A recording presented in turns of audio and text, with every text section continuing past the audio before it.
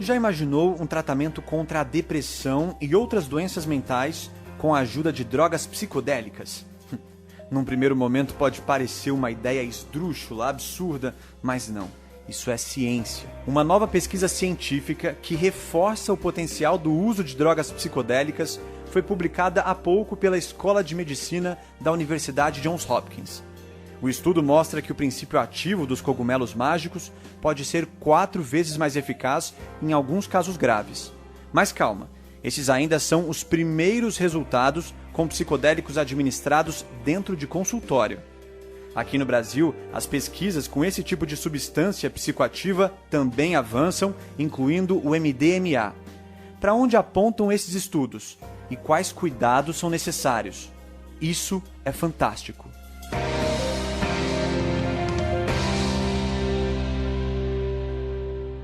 Eu sou Murilo Salviano e para entender esse renascimento psicodélico na ciência, o nosso convidado é o neurocientista Eduardo Schenberg. Oi, doutor Eduardo. Olá, tudo bem? E nesse episódio ainda temos as participações de luxo do repórter Ernesto Palha e do editor Renato Nogueira. Oi, pessoal. Oi, Murilo. Estamos aqui preparando-nos finalmente desta matéria, né? Bom dia, pessoal. Dr. Schenberg, para início de conversa, o que são substâncias psicodélicas? O nome psicodélico ele é um neologismo criado nos anos 50 por um psiquiatra britânico, Humphrey Osmond. Ele foi um dos pioneiros nesse estudo, quando a ciência teve o seu primeiro contato com essas substâncias. Na época, ele estava estudando a mescalina, que vem de alguns cactos, como o peiote e o São Pedro, e o LSD, que é uma substância semissintética derivada de um fungo.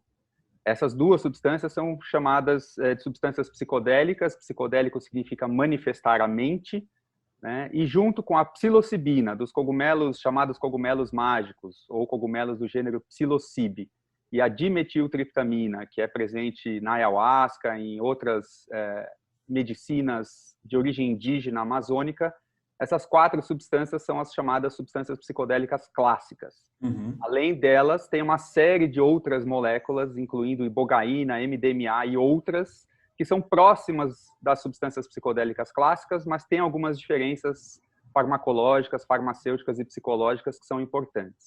Dr. Schenberg, é importante dizer que MDMA e êxtase são coisas diferentes. Muita gente confunde as duas substâncias, mas são diferentes. Não são sequer duas substâncias, né? Êxtase não é uma substância, êxtase é uma gíria. Êxtase é um apelido criado nos mercados ilícitos, né? Onde se supõe que está sendo comercializada a substância MDMA, que é a 3,4-metileno-dioximetanfetamina.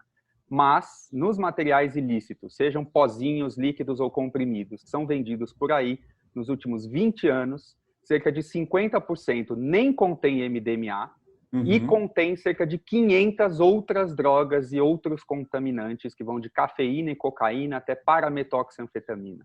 Então, êxtase não é uma droga, MDMA não é o princípio ativo do êxtase, são coisas muito, muito diferentes. Tá, e uma coisa que é bastante importante de destacar logo de cara, esse tratamento com psicodélicos envolve substâncias que estão ainda sob pesquisa e são substâncias que são produzidas com padrões de segurança dentro de laboratório e aplicadas em consultório. Perfeito, exatamente. Nas pesquisas científicas existem processos rigorosos de aprovação e avaliação dos protocolos antes do início, de triagem dos pacientes, e só são utilizadas substâncias feitas dentro dos controles de boas práticas farmacêuticas. Então, os profissionais de saúde adequadamente treinados, utilizando substâncias sem impurezas, em dosagem precisamente cientificamente calculadas.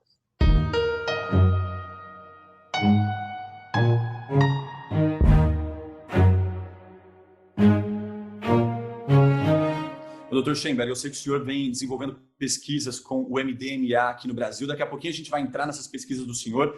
Mas antes, Ernesto Palha, você conversou com o Dr. Alan Davis, que é pesquisador e professor da Universidade Johns Hopkins e que está conduzindo essa pesquisa que eu apresentei no começo do podcast com psicodélicos, né? O que ele comentou com você sobre os primeiros resultados publicados?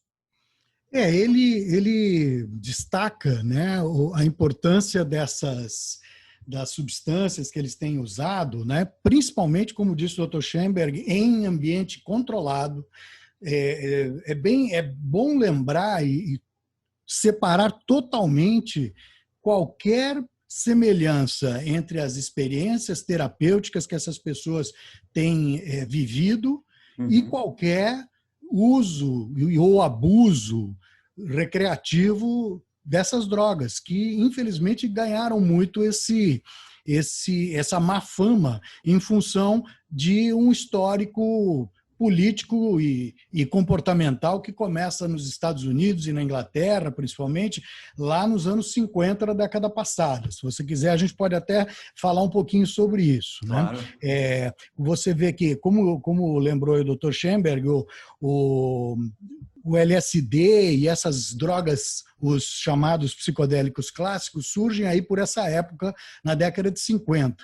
E é uma época em que a ciência saúda a chegada dessas substâncias com alegria e com esperança de que ela sirva para tratar uma série de questões de saúde mental, entre elas a depressão, por exemplo, ou a dependência de algumas drogas. Então você vê ali revistas familiares, né, famosas, como a Life americana, né, que estava presente em todas as casas da classe média americana, dos baby boomers dos anos 50, né, aquela explosão de prosperidade do pós-guerra, pós-Segunda Guerra Mundial. Elas falam da psilocibina, por exemplo, os cogumelos mágicos. A gente vê uma estrela de Hollywood como Cary Grant, que carregava profundos traumas sofridos na infância, difícil que ele teve, ele se tratando com LSD, fazendo psicoterapia assistida por LSD. Então você vê que esses são casos que são narrados por um escritor chamado Michael Pollan, que a gente também entrevistou para a nossa matéria, e que ele faz um histórico de como havia um clima de esperança, talvez um pouco semelhante ao que estamos vivendo hoje, mas em outro contexto. Estamos falando de 70 anos atrás, né? Então você imagina que não chega a ser uma novidade, né? O que nós estamos conversando hoje. Pois é, a gente fala desse renascimento psicodélico. Essa pesquisa da Johns Hopkins, qual a novidade que ela traz? Ela tem demonstra que existe um potencial enorme no tratamento de pessoas que têm a sua, por exemplo, associadas à depressão, trazem problemas de vícios ou as chamadas dependências, adições de álcool ou cigarro e drogas de abuso, né? Então, a psilocibina parece demonstrar uma capacidade de ajudar as pessoas que não conseguem se recuperar dessas dependências através de outros tratamentos mais convencionais. A psilocibina, que é essa droga derivada aí dos chamados cogumelos mágicos, conseguiria melhores resultados no tratamento dessas dependências. Esse é o trabalho do Dr. Alan Davis, que ele faz esse trabalho muito interessante na área de assistência social, né? Ele tem um approach, assim, uma abordagem do problema que procura encarar essas dependências dentro do contexto da depressão. Né? A depressão levando a outros tipos, as pessoas buscam válvulas de escape. Né? E com o uso da psilocibina, aparentemente, essas dificuldades que a pessoa tem de sair dessa repetição de hábitos, enfim, que a gente chama popularmente de vícios, né? A pessoa tende a repetir esse ciclo vicioso e, de alguma forma, as drogas como a psilocibina parecem ter essa capacidade, que o Dr. Schoenberg poderá nos explicar melhor, de romper essa repetição, vamos dizer, irresistível e danosa na mente das pessoas. Renatinho, o que é que chamou a atenção nessa conversa com Alan Davis? Ele citou alguma coisa sobre efeitos colaterais? Ele cita alguma coisa sobre efeitos colaterais imediatos, geralmente dor de cabeça, aumento da pressão sanguínea, mas tudo absolutamente controlável num ambiente científico e médico, né? Nada que chame atenção. Esse negócio do hábito, o Michael Pollan fala uma coisa muito interessante sobre isso que o pai acabou de contar. Ele usa ele como escritor, né, trazendo a linguagem mais para o público comum, ele diz que, por exemplo, Depressão é um hábito do pensamento, ansiedade é um hábito do pensamento. Então, e ele experimentou o LSD para escrever o livro. Ele é autor do livro mais popular sobre essa renascença psicodélica, o livro que se chama Como Mudar Sua Mente. Ele experimentou para escrever o livro e daí ele diz que consegue, a partir da desconstrução do ego, ele consegue ver a repetição de pensamento, e a repetição de pensamento é o que leva, a tese é essa, né? Que leva à repetição de comportamento, daí a dependência de álcool, tabaco, cocaína, seja lá qual for a droga. Né? É muito interessante é muito interessante, muito atraente esse mecanismo de a possibilidade, a capacidade de drogas psicodélicas desfazerem alguns nós muito rígidos que a gente traz de memória, né? A psicoterapia que é feita toda em cima de linguagem, puxando memórias e ressignificando memórias, de vez em quando essa puxada da memória trava, né? Trava num nó que demora e demora e demora, e o paciente não consegue desfazer aquele nó, e o psicoterapeuta tenta conduzir, mas aquele nó está ali como se fosse uma pedrinha no meio do pensamento, e a proposta e a tese é que essas drogas podem dissolver esse nó e daí tornar mais produtiva a psicoterapia. Isso me chama muita atenção. Bom, a gente tem esse estudo, então, feito pela Johns Hopkins, mas aqui no Brasil há estudos também envolvendo MDMA e outras substâncias psicodélicas que são encabeçadas, inclusive, pelo Dr. Schenberg. Doutor, já existem resultados para essas pesquisas? O que apontam as pesquisas dos senhores? Existem muitos resultados, né? A gente já não consegue mais falar de um estudo, a gente precisa ir para o plural, são muitos estudos que vão corroborando uns aos outros e crescendo essa base de evidência científica para esse uso clínico do que a gente chama de psicoterapia assistida por psicodélicos. Né? Tem estudo para depressão, para transtorno de estresse pós-traumático, para transtorno obsessivo-compulsivo, para dependência de álcool, de cocaína, de cigarros, de crack. Tem estudos para ansiedade existencial em pacientes terminais, que é um medo da morte que paralisa esses pacientes e tira deles a qualidade de vida no tempo que eles ainda têm. Então, são inúmeros estudos para vários diagnósticos, né, ou condições psiquiátricas, condições de saúde mental, estão sendo realizados em um número crescente de laboratórios ao redor do mundo. O que está mais avançado de todos, sem dúvida nenhuma, é o uso da psicoterapia assistida por MDMA para o tratamento de casos graves de transtorno de estresse pós-traumático. Esse é um transtorno psiquiátrico que se desenvolve numa parcela da população exposta à violência extrema, impactante, com ameaça à integridade física, emocional, espiritual e à própria sobrevivência. Então, a gente está falando de guerras, de tiroteios, de sequestros, de abuso sexual, de estupro e coisas nessa linha. Né? Muitos pacientes têm esse transtorno, muitos veteranos de guerra nos Estados Unidos, no Brasil, muitos civis, né? E é um transtorno de dificílimo tratamento. Esse método da psicoterapia assistida por MDMA, que está sendo liderado por uma instituição sem fins lucrativos nos Estados Unidos, com as quais a gente tem parceria, começou isso no Brasil também, ele já está em fase final de um estudo que a gente chama fase 3. Na verdade, o primeiro estudo fase 3 já foi encerrado, com resultados estatisticamente significativos nesse ano de 2020, e os próximos 2 ou 3 estudos dessa fase 3, né, que vão compor os resultados que podem levar à aprovação desse método, devem ser finalizados no ano que vem. Então, provavelmente, né, a primeira metodologia de psicoterapia assistida por psicodélicos que vai chegar na prática clínica nos próximos anos. E como é que funciona esse tratamento? Porque a pesquisa do senhor envolve esse MDMA. Como é que ele é aplicado? Como é que funciona o uso dessa droga dentro de um consultório? O método de tratamento é um método muito novo, né? A gente pode falar de um novo paradigma em psiquiatria.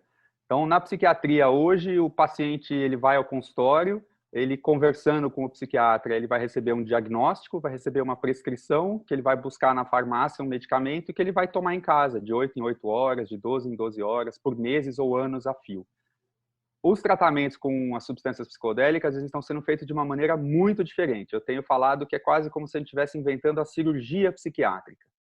Então, o paciente passa por um protocolo de tratamento. No caso do MDMA, por exemplo, são 3 a 4 meses de tratamento, com consultas todas as semanas. O paciente vai passar por 15 consultas de psicoterapia e somente em 3 das 15 ele vai receber o MDMA no consultório com acompanhamento de 2 terapeutas, um homem e uma mulher, constantemente, e o apoio de música instrumental, evocativa, de processos emocionais, né? Músicas muito variadas. Lembrando que essa substância é uma substância produzida em laboratório, com padrão de segurança, não é uma substância vendida aleatoriamente na rua. Perfeito. Né? Só para deixar o claro. MDMA feito em indústria farmacêutica, aplicado por um médico em dosagem precisa, com anuência e autorizações, né, das autoridades de saúde em cada país onde as pesquisas estão sendo feitas. E essa substância gera o que no paciente? Como é que ela funciona?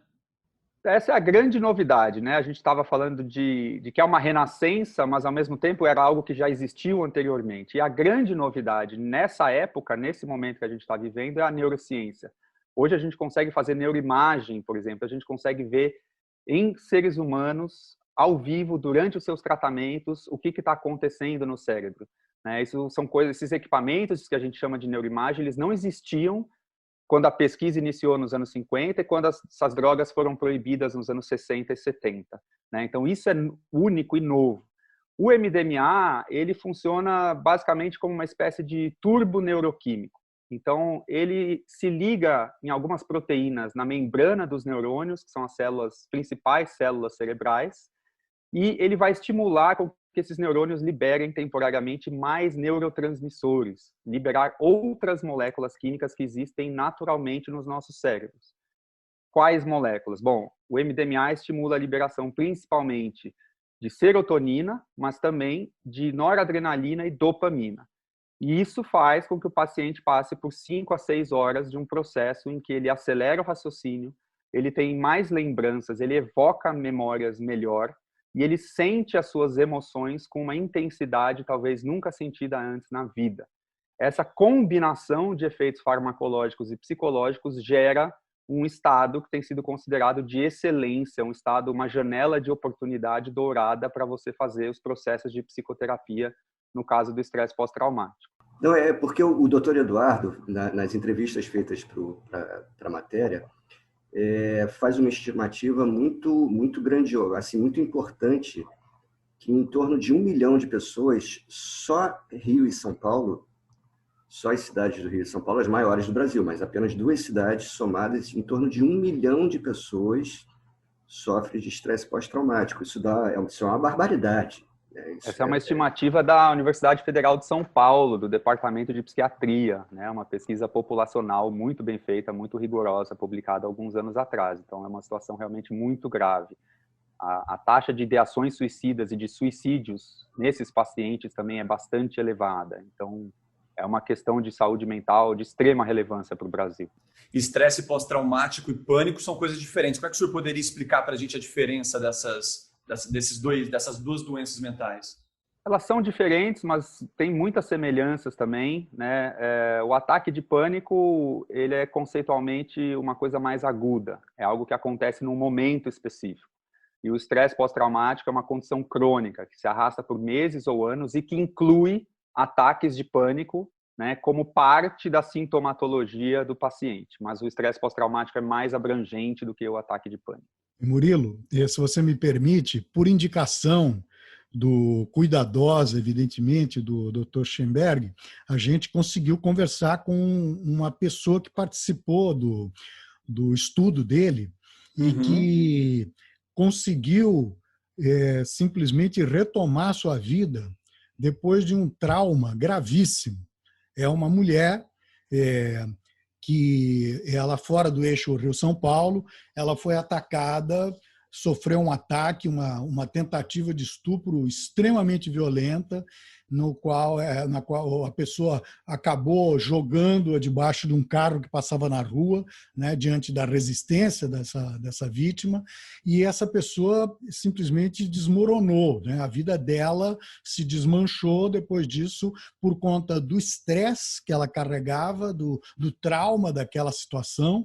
Ela passou anos em busca de algum auxílio, não conseguiu. Quando ouviu falar da pesquisa do Dr. Schenberg, ela foi procurá-lo. Ele pode explicar muito melhor do que nós. Eu posso te dizer que eu conversei com ela através da internet e a entrevista dela será usada, preservando a identidade, evidentemente, e ela fala de uma revolução na vida dela, a partir do tratamento, que consistiu exatamente desse tipo de terapia que foi descrita pelo Dr. Schemberg. Ela fez diversas sessões, cerca de 10 ou 11, né, Dr. Schemberg, antes de efetivamente tomar o MDMA. Aí tomou durante 3 sessões, depois continuou durante um bom tempo. E um ano depois, também tem essa, não é bala de prata, não é magia, não é nada que milagroso. Não é mas uma panaceia, né? Não é uma panaceia. Um tratamento que pode mudar a vida de pessoas que ficaram paralisadas, né? Gostaria de ouvir mais do Dr. Schemberg a respeito disso. A história dela é muito impactante, assim como a história de muitos pacientes que passam por esses tratamentos. Os profissionais que estão se envolvendo com essas pesquisas, eles rapidamente se apaixonam pelo potencial, né, pela seriedade do que está sendo feito, né? E aqui no Brasil, esses tratamentos foram feitos por profissionais de excelência, né? O casal de psicólogos Álvaro e Dora Jardim e o médico Bruno Rasmussen, que era responsável pela administração do MDMA.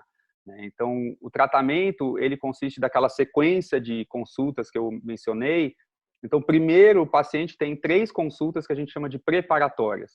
São sessões de 1h30, em que o paciente conversa com os terapeutas, sem MDMA, sem música, tira todas as suas dúvidas sobre a substância, sobre o método, sobre os riscos, sobre os efeitos, como que ela vai se sentir, como que funciona. Tenta falar um pouco sobre o trauma, mas isso é muito difícil. Uma das maiores dificuldades dos pacientes com esse transtorno é falar do trauma, é descrever, é falar sobre as suas emoções.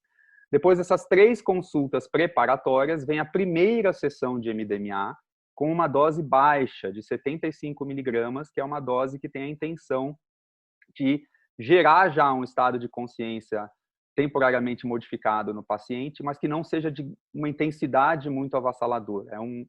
É uma estratégia de aclimatação, da pessoa conhecer aquela situação sem que fique muito intenso. Daí ela vai passar por 3 consultas de mais 1h30, a consulta de MDMA dura cerca de 8 horas, né? E aí nas próximas semanas ela vai ter mais 3 consultas de 1h30 sem MDMA, e aí o ciclo se repete. Uma segunda consulta de MDMA, em que o paciente pode optar ficar na dose baixa ou aumentar para uma dose de 125 miligramas, que aí sim já vai gerar um efeito bastante intenso e prolongado. Aí vai ter mais 3 consultas sem a substância, uma terceira consulta de MDMA, mais 3 consultas sem a substância, e aí se encerra o protocolo de tratamento.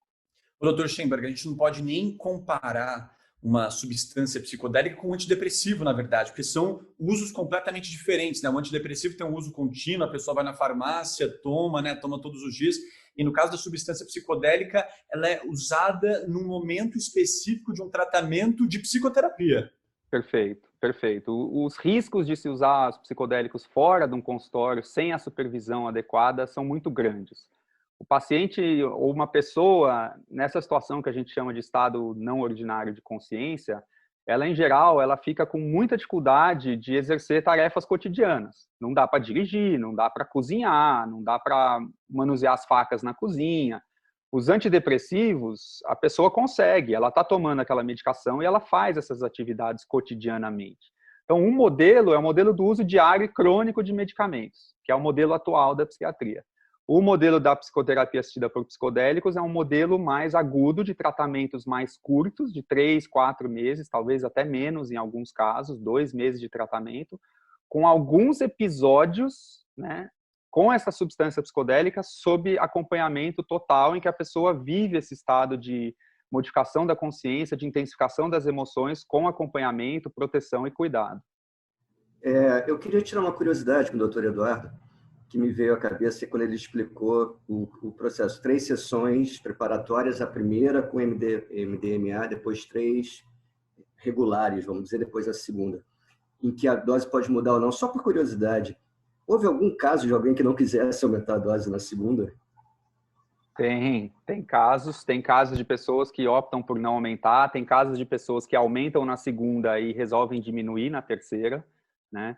E tem estatísticas, ainda não totalmente conclusivas, mas análises estatísticas preliminares, intermediárias, de vários estudos diferentes feitos em vários laboratórios, de que, para alguns pacientes, as doses mais altas passam a ser contraproducentes. É tão intenso que o paciente tem dificuldade de raciocinar, entender o que está acontecendo, e aí entra a ansiedade, medo, e a coisa pode se complicar um pouco.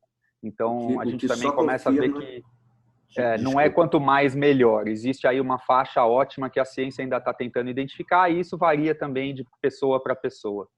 Eu acho que essa... a necessidade desculpe, o que confirma, como se fosse preciso ainda confirmar, a necessidade de um acompanhamento científico e profissional, né?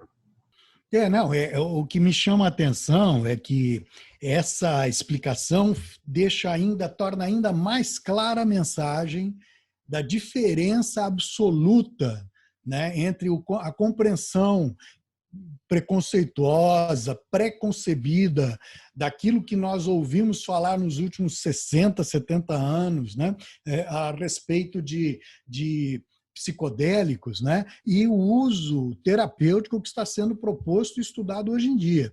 Não tem nada a ver uma coisa com a outra. A gente fica com aquela fantasia ainda um pouco gravada na memória, né? É o submarino amarelo, são as imagens distorcidas, coloridas, aquilo que constitui o que se chamou de viagem lisérgica, né? Não tem nada, não é isso que se busca e certamente não é algo agradável. Tanto que uma coisa que eu perguntei, inclusive ao Dr. Schenberg, ele pode agora confirmar, qual é o risco de que a pessoa exposta a esse tipo de tratamento venha desenvolver uma dependência, né? O sujeito vira, sei lá, dependente de MDMA, dependente de LSD, né?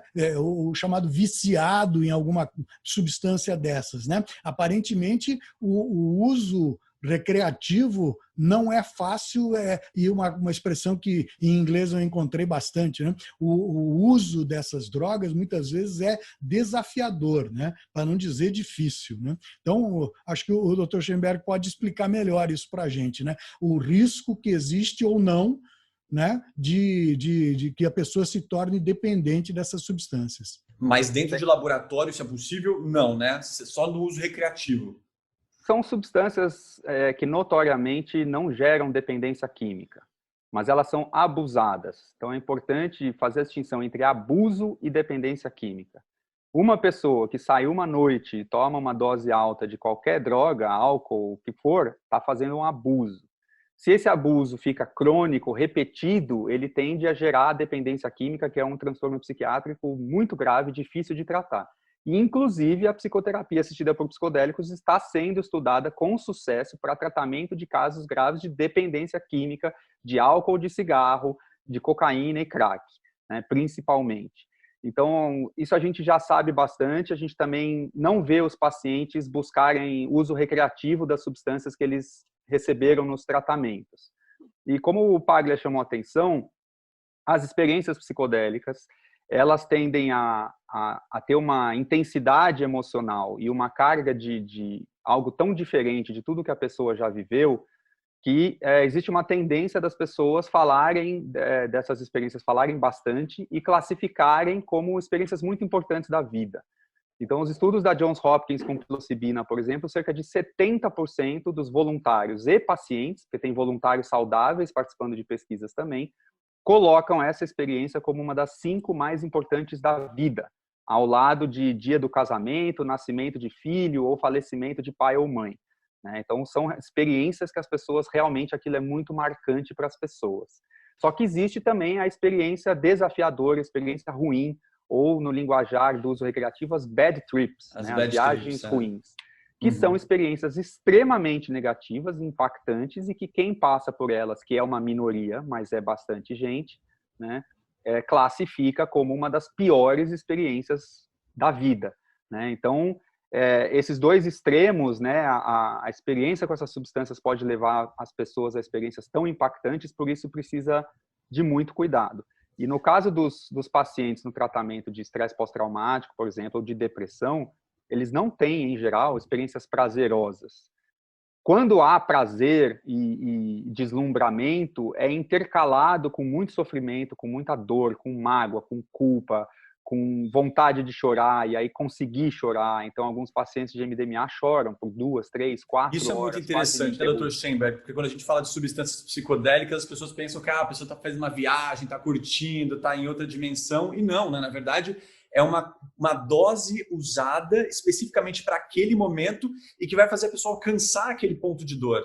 Exatamente, exatamente. E aí que é chave essencial, né, o profissional psicoterapeuta, psiquiatra, psicólogo, adequadamente treinado e educado para fazer esse tipo de procedimento.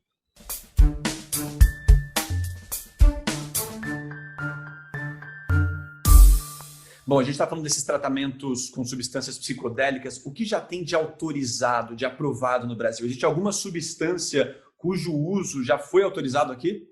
Não tem nenhuma substância psicodélica com uso medicinal aprovado no Brasil, praticamente em nenhum lugar do mundo. Existem algumas exceções, né? Aqui no Brasil, o que chegaria mais perto disso são os usos da ayahuasca, mas, na verdade, a Regulamentação Nacional sobre a Ayahuasca veta o uso medicinal e terapêutico, autoriza apenas o religioso. Então, todos esses tratamentos sendo feitos com os psicodélicos e psicoterapia no Brasil e no mundo hoje, eles são feitos dentro de protocolos de pesquisa científica, de estudos clínicos controlados, né? Nenhum deles está disponível ainda para pacientes, nem por vias privadas, nem públicas. E, Dr. Schemberg, uma dúvida que eu tenho, essas substâncias psicodélicas são capazes de ativar receptores de serotonina no nosso cérebro. Isso pode trazer algum tipo de risco para o paciente? Não, os riscos são quase que exclusivamente na esfera psicológica, né? Então, o que a gente sabe hoje através da neurociência são algumas coisas muito fascinantes, né? Então, por exemplo, nos anos 50, surgiu-se a ideia de que essas alterações da consciência, elas se deviam a efeitos tóxicos. Seriam substâncias que danificariam os neurônios, prejudicando a função cerebral e, por isso, alucinações, visões e modificações de consciência. O que a gente sabe hoje é que é basicamente o contrário. Existem estudos de ponta feitos no Brasil e no exterior também, mostrando que as substâncias psicodélicas, elas estimulam a arborização dendrítica dos neurônios, estimulam a formação de novas sinapses, que são as conexões, e podem talvez até estimular a neurogênese, o nascimento de novos neurônios. E a gente sabe hoje, para os psicodélicos clássicos, exatamente o alvo em que eles se ligam nos neurônios, que é uma proteína chamada receptor 5-HT2A, é um dos 14 tipos de receptores de serotonina. A serotonina é o neurotransmissor mais complexo do cérebro humano, né? E elas se ligam com precisão nesse alvo, praticamente em nenhum outro. E a gente sabe em quais neurônios que expressam essa proteína, onde esses neurônios se localizam no córtex cerebral, quais as conexões que eles têm. Então, a gente tem um mapa muito fascinante e preciso o cérebro é um grande labirinto. O cérebro é talvez o labirinto mais complexo do universo. São 80 bilhões de células e tem mais sinapses no cérebro humano do que estrelas na Via Láctea, né? Então, assim, são números realmente astronômicos, mas a ciência hoje ela consegue ver com um grau de precisão bastante fascinante o que está acontecendo durante a ação dessas substâncias no cérebro humano. Murilo, se me permite só, queria até pedir para o Dr. Schemberg se ele tem informações sobre isso. Tem aí, aparentemente, o uso de uma droga que se aproxima aí desse arsenal de substâncias psicodélicas, né, que é um derivado da cetamina, né, que teria sido aprovado recentemente aí pela Anvisa para uso no Brasil, né? É um spray nasal que usa essa substância que, se não estou equivocado, é uma espécie de anestésico, né? E que parece também ter algum papel no tratamento da depressão. O senhor está familiarizado com essa liberação? Sim, claro. A cetamina, ou ketamina, como alguns preferem chamar, eu, inclusive, ela não é uma substância psicodélica, ela tem uma farmacologia totalmente distinta. Ela é uma substância aprovada no uso médico e principalmente veterinário há décadas como anestésico geral. Só que em doses muito baixas, muito menores do que as que causam anestesia geral, ela induz também uma alteração de consciência, uma modificação de pensamento, emoção e memória. E há alguns anos ela se tornou alvo de pesquisas como um potencial para depressão e teve investimento de uma farmacêutica que desenvolveu um análogo, uma substância levemente modificada, conseguiu patentear isso. Isso realmente chegou no mercado nos Estados Unidos há 1 ano e meio ou 2 atrás, foi aprovado pela Anvisa em 2020, né? Mas ela não tem sido utilizada com a psicoterapia. Os pacientes recebem esse spray nasal no consultório, mas não é feito psicoterapia como nos demais estudos com psicodélicos. E isso possivelmente está relacionado com uma taxa de eventos adversos alta que já está registrada no uso da ketamina. Então, tem que tomar bastante cuidado. Ô, Dr. Schemberg, quando a gente fala de substâncias psicodélicas, então, como o senhor bem explicou, a gente está falando de reações químicas dentro do nosso corpo. O efeito do MDMA, voltando agora para o MDMA, que as pesquisas já estão bem avançadas, esse efeito da substância pode variar em cada paciente e é um tratamento que pode não funcionar para qualquer pessoa? Não funciona para todo mundo, isso está muito claro. A taxa de sucesso, a estimativa mais geral que a gente tem em porcentagens, que é sempre difícil calcular isso, você tem vários critérios possíveis, mas a gente está falando hoje em torno de 2/3 dos pacientes de transtorno de estresse pós-traumático grave que não melhoram com os tratamentos atuais, tendo sucesso na terapia assistida por MDMA. Para a população geral de pacientes, a gente estima que esse número vai crescer após a aprovação, né? Mas a gente já vê aí cerca de 1/3 dos pacientes que ainda não atinge bons resultados mesmo com esse método. Nenhum método é perfeito, 100% de eficácia, nem vacina e antibiótico não alcança. Bom, apesar de ser uma pesquisa embasada cientificamente, com metodologia, é um assunto que causa muita polêmica, né? Eu acredito que mesmo dentro da academia, mesmo dentro dos ambientes científicos, o uso de drogas psicodélicas deve causar um burburinho, né? O Palha e o Renatinho conversaram com algumas pessoas que deram uma visão geral. O Palha, qual é a visão, né, da academia em relação a essas substâncias psicodélicas? Olha, uma coisa que é interessante, a gente até julgava, assim, num primeiro momento, que encontraria resistências. E o próprio Dr. Schemberg me disse que sim, existe preconceito, isso se traduz no mundo acadêmico muito em falta de verbas para pesquisa, né? Quando você tem substâncias que, só de ouvir falar o nome, imediatamente já ligam alguma forma de luz amarela no cérebro das pessoas, né? As pessoas dizem, não, mas espera aí, isso aí é perigoso, não, isso aí é demoníaco, isso é ligado a coisas ruins. Então, é óbvio que isso acaba, de alguma forma, evitando, limitando a pesquisa. E a gente sabe que no Brasil, infelizmente, temos vivido momentos aí, nos últimos anos, de redução de investimento em ciência. Então, quando você tem menos dinheiro para investir e ainda esbarra em preconceito, é óbvio que isso resulta em algum tipo de atraso em algumas linhas de pesquisa. Porém, ao mesmo tempo, nós não encontramos entre os cientistas e pesquisadores ninguém que falasse contra a pesquisa. Nenhum pesquisador, nenhum cientista sério brasileiro é contra a pesquisa com drogas psicodélicas de forma controlada, como o Dr. Schemberg faz, como outros pesquisadores têm desenvolvido. Né? Isso é muito interessante. E o Brasil é um país que, como lembrou agora há pouco o Renatinho, a gente se beneficiou do fato de já existir no Brasil uma substância que é conhecida, o seu uso é conhecido há talvez milênios na Amazônia por populações tradicionais. Nos últimos 100 anos, o contato dos seringueiros com as populações indígenas acabou resultando até na criação de ritos religiosos, né, que estão todos em torno dessa substância aí, chamada ayahuasca, o santo daime, né? Então, essa espécie de chá que é feito aí de um cipó e de uma folha, uma mistura de duas formas vegetais ali da própria floresta amazônica, né? Ela tem essa capacidade, né? É uma droga psicodélica, né? E a partir do estudo, isso despertou a curiosidade nos pesquisadores brasileiros. E eles tiveram acesso a isso. Como lembrou o Dr. Schemberg, essa substância é liberada para uso religioso e ritual. né? Nós temos essa curiosidade na legislação.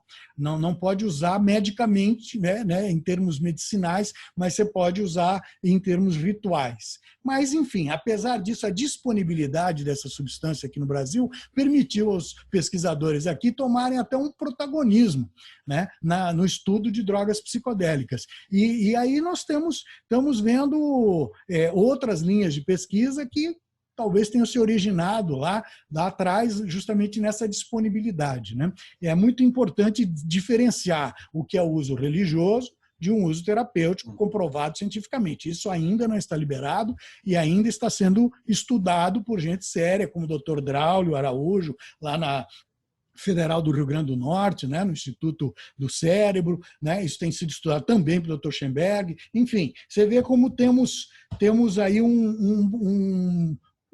o pensamento científico superando qualquer preconceito do passado. Muito interessante.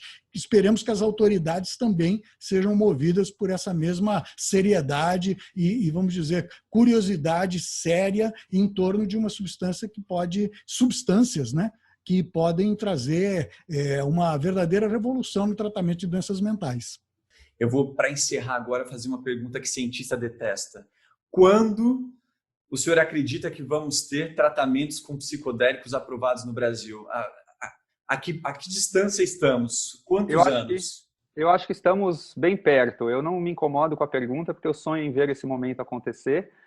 Tenho orgulho de estar participando disso. Eu acho que o MDMA, a psicoterapia assistida por MDMA para o estresse pós-traumático deve ser aprovada pelo FDA nos Estados Unidos no final do ano que vem ou começo de 2022, e a gente sonha em ver isso acontecer no Brasil 1 a 2 anos depois.